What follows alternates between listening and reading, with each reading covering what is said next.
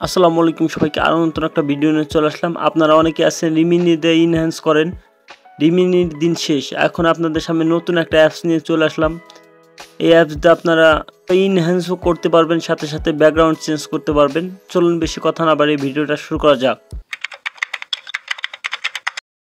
আমরা সরাসরি প্লে স্টোরে চলে যাবো। প্লে স্টোরে যাওয়ার পরে সার্চ বারে ক্লিক করবো। সার্চ বারে ক্লিক করার পর লিখে নেবো ফটোল্যাব। আমাদের সামনে এই ফটোল্যাব অ্যাপ্লিকেশনটা চলে আসবে। আশা আপনারা এই অ্যাপটাকে ডাউনলোড করে নেবেন। আমার আগে থেকে ডাউনলোড করা ছিল, এই জন্য ওপেনে ক্লিক করব।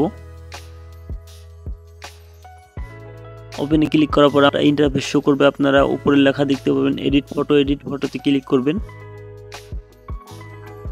ক্লিক করার পর আপনার গ্যালারি থেকে একটা ফটো সিলেক্ট করে নেবেন। আমি এই ফটোটা সিলেক্ট করে নিলাম আপনাদের দেখানোর জন্য। এই ফটোটাকে আমরা ইনহ্যান্স করব, এই জন্য এদিকে চলে আসবেন। আসার পরে এদিকে লেখা দেখতে পাবেন ইনহ্যান্স, এখানটাতে ক্লিক করবেন। ক্লিক করার পরে কিছুক্ষণ প্রসেসিং নেবে।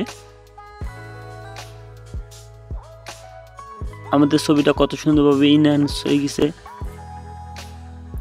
এই দেখেন বিফোর আফটার।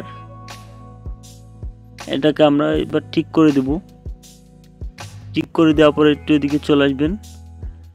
এদিকে আসার পরে লেখা দেখতে পাবেন এআই ব্যাকগ্রাউন্ড, এখানটাতে ক্লিক করবেন। ক্লিক করার পরে দেখতে পাচ্ছেন আমাদের সামনে কত সুন্দরভাবে একটা ব্যাকগ্রাউন্ড আমাদের দিয়ে দিয়েছে। এটা যদি পছন্দ না হয় আপনাদের, এখান থেকে আরও অসংখ্য ব্যাকগ্রাউন্ড পেয়ে যাবেন।